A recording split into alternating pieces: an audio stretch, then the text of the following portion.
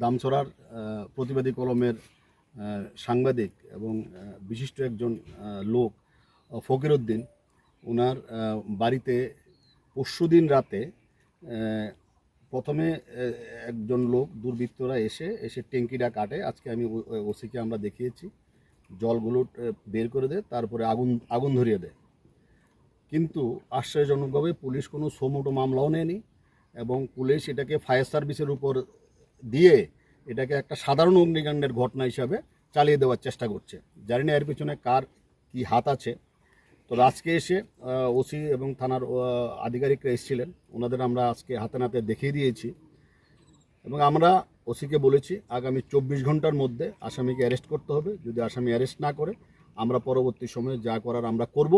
তবে এটা ভাবার কোনো কারণ নেই যে এই এলাকায় যত সাংবাদিক আছে, অত্র এলাকাতে যত আজকে সবাই লোকাল স্থানীয় সাংবাদিকরাও প্রেজেন্ট আছে, সাংবাদিকরা আতঙ্কিত হওয়ার বা এইসব গুরুত্ব দেওয়ার কোনো কারণ নেই। আমরা আছি, আমরা এত দূর থেকে আমরা পরের দিনে আসতাম।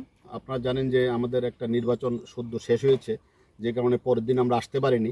আমরা ঘটনা যেখানেই ঘটুক আমরা কিন্তু সাথে সাথে আমরা যাবই এবং কাউকে ছাড়া হবে না। এটা যেই দলেরই হোক, আমি বারবার বলছি, রিপিট করছি, যেই দলেরই হোক, সাংবাদিকের উপর আক্রমণের ঘটনায় কাউকে ছাড়া হবে না। এটা হলো একদম ফাইনাল কথা।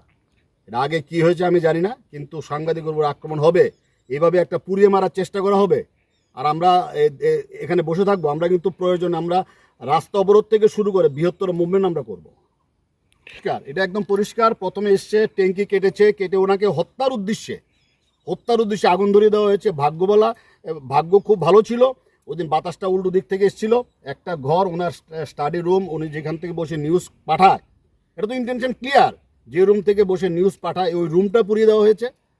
তার কিছুক্ষণ পরে বৃষ্টি এসছে, যার কারণে উনি প্রাণে বেঁচে গেছেন। উনি এখন নিয়মিত ট্রমাটিক, মানে একটা ট্রমার মতন উনি একটা আছেন, যে উনি একটা প্রাণে বেঁচেছেন। এই জন্য উনি একটা কি অবচেতন মনে একটা উনি একটা কীরকম একটা অবস্থার মধ্যে আছেন। একটা বয়স্ক লোক, সুগারের পেশেন্ট, ওনাকে এইভাবে মেরে ফেলবো। ওনার একটা জায়গা হাতিয়ে নেওয়ার চেষ্টা হয়েছে, ওনার একটা ফাইল মিসিং করে দেওয়া হয়েছে। এগুলো সব একটা চক্রান্তের মধ্যে, একটা ষড়যন্ত্রের মধ্যে এটা একটা পার্ট। নেপথ্যে কি জায়গা সম্পত্তি? একদম নেপথ্যে জায়গার সময় ওর বিভিন্ন সময় বিভিন্ন নিউজ করে, প্রতিবাদী কলমে বিভিন্ন সময় বিভিন্ন নিউজ করে। ওকে কিভাবে ওর জায়গা হাতিয়ে নেবে, কিভাবে হেনস্থা করবে, এটাই হলো মূল উদ্দেশ্য। আমরা সব বের করেছি এবং এসডিএম কিভাবে এসডিএম থেকে একটা ফাইল নিখোঁজ হয়ে যায়, এটা সারপ্রাইজ, একটা ফাইল কিভাবে নিখোঁজ হয়ে যায়, সব একটা ষড়যন্ত্রের অঙ্ক। তো আমি আবারও বলছি যে কাউকে আমরা কিন্তু অ্যালাউ করব না সাংবাদিকের গায়ে